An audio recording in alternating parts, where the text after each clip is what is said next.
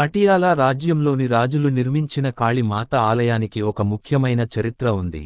ఈ ఆలయంలో బంగాళ నుండి తెచ్చిన పవిత్ర జ్యోతి వెలిగించారు. ఇక్కడ నేటికీ బలిగొర్రెలు, కోళ్లు, మద్యం మొదలైనవి చెల్లించబడతాయి.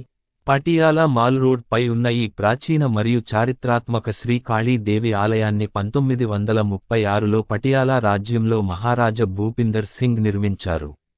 ఆలయ నిర్మాణ పనులను మహారాజా కర్మ సింగ్ పూర్తి చేశారు.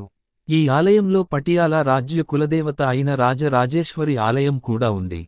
ఇది కాళీదేవి వెనుక భాగంలో ఉంది. ఆలయ చరిత్ర విషయానికి వస్తే, ఇది సుమారు 86 సంవత్సరాల పురాతనమైనది. ఇక్కడ పటియాలా నగరం మాత్రమే కాకుండా మొత్తం పంజాబ్ మరియు దేశం నలుమూలల నుండి భక్తులు దర్శనం కోసం వస్తారు.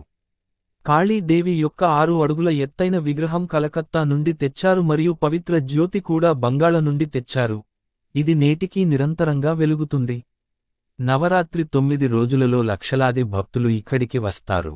ఆలయం ఉదయం 5 గంటలకు తెరచబడుతుంది మరియు రాత్రి 9 గంటల వరకు తెరవబడుతుంది.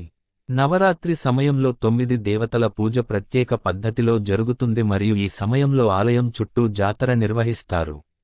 నవరాత్రి సమయంలో ఆలయంలో బలిగొర్రెలు, కోళ్లు మరియు మద్యం ప్రసాదంగా చెల్లించబడతాయి.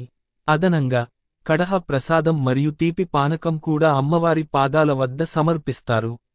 భక్తులు పెద్ద సంఖ్యలో, ప్రత్యేకించి గ్రామాల నుండి, అష్టమి నాడు క్యూలో నిలబడి దర్శనం కోసం వస్తారు.